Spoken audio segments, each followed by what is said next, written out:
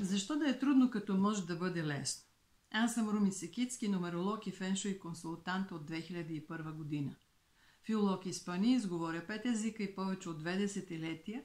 Бях мениджър по продажби в традиционния и мрежовия бизнес. Нумерологията ме вълнуваше от ранни години, често правех анализи на приятелите си. Работех офлайн с класическата нумерология и се омъжих благодарение именно на нея.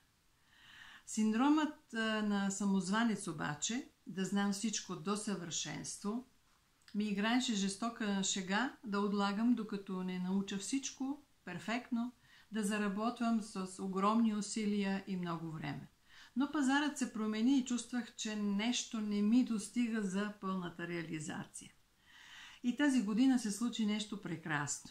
Една ключова сесия с Стоилка като трансформационен коуч, на която разбрах къде имам най-голям потенциал за реализация.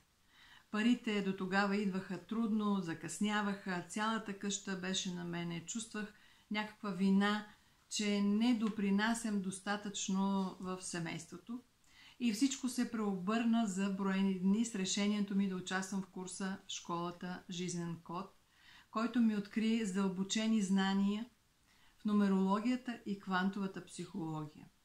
Курсът стана катализатор да направя запуска на моя онлайн проект в нумерологията, клиентите ми да живеят по-комфортно със себе си, а жените да виждат своята красота, сила и таланти за реализация.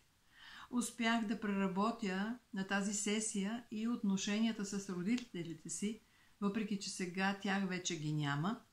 Погледнах на връзката им с моите доходи и взаимоотношенията ни от съвсем нов ъгъл. После вече не закъсняха и първите отзиви от клиентите ми, чието успехи ме радват най-много. Сега имам търсена професия, печеля с лекота, чрез това, което знам и мога. Имам заявки и доволни клиенти за над 2000 евро. Работя онлайн и просто нямам граници.